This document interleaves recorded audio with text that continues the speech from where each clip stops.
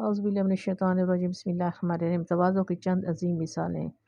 عمر بن عبدالعزیز رحمۃ اللہ تعالیٰ علیہ رات کو لکھ رہے تھے کہ ان کے پاس ایک مہمان آ گیا۔ چراغ بجھ رہا تھا۔ مہمان چراغ درست کرنے کے لیے جانے لگا تو عمر بن عبدالعزیز رحمۃ اللہ تعالیٰ علیہ نے کہا، مہمان سے خدمت لینا کرم و شرف کے خلاف ہے۔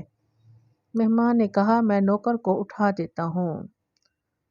عمر رحمۃ اللہ تعالیٰ علیہ نے فرمایا، وہ ابھی سویا ہوا ہے، اسے اٹھانا مناسب نہیں ہے۔ چنانچہ خود اٹھے، تیل کی بوتل سے چراغ بھر کر روشن کر دیا۔ جب مہمان نے کہا، آپ نے خود ہی یہ کام کر دیا، تو فرمایا، میں پہلے بھی عمر تھا اور اب بھی وہی ہوں، میرے اندر کوئی کمی نہیں ہوئی، اور انسانوں میں اچھا وہ ہے جو اللہ کے ہاں متواضع ہے۔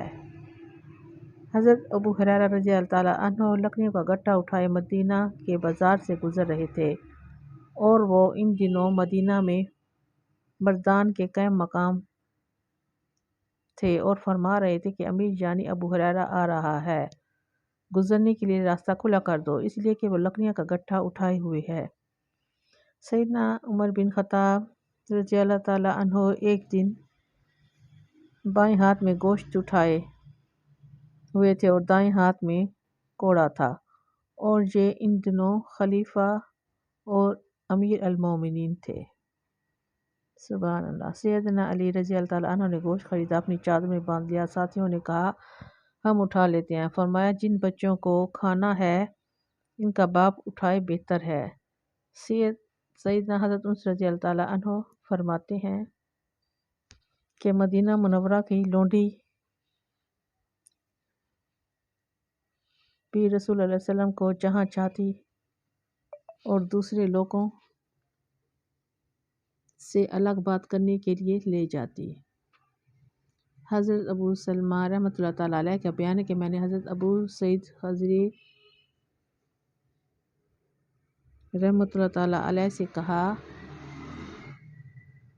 کہ لوگوں نے لباس، طعام، سواری اور پینے کی چیزوں میں کیا کیا ایجادات کر لی ہیں۔ حضرت ابو سعید رضی اللہ تعالیٰ عنہ نے جواب دیا، بھتیجے، آپ کا کھانا پینا اور پہننا سب اللہ کے لیے ہونا چاہیے۔ اس میں اگر خود پسندی، فخر، ریا اور نمائش پیدا ہو جائے تو یہ گناہ اور اسراف ہے۔ تو گھر کے کاموں میں وہ سب کام جو رسول اللہ صلی اللہ علیہ وسلم کرتے تھے، آپ صلی اللہ علیہ وآلہ وسلم نے اونٹ کو چارہ ڈالتے اور اسے باندھتے، گھر میں جھاڑو دیتے، بکری دھوتے،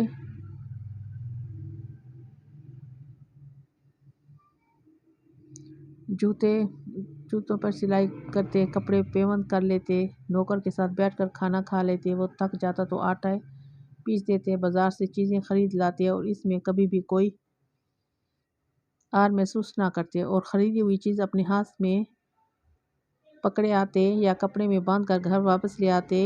غنی، فقیر، بڑے اور چھوٹے سب سے مصافحہ کرتے، اور نمازیوں میں سے جو سامنے آ جاتا، چھوٹا یا بڑا، کالا یا گورا، آزاد یا غلام، ہر ایک کو سلام کرنے میں پہل کرتے۔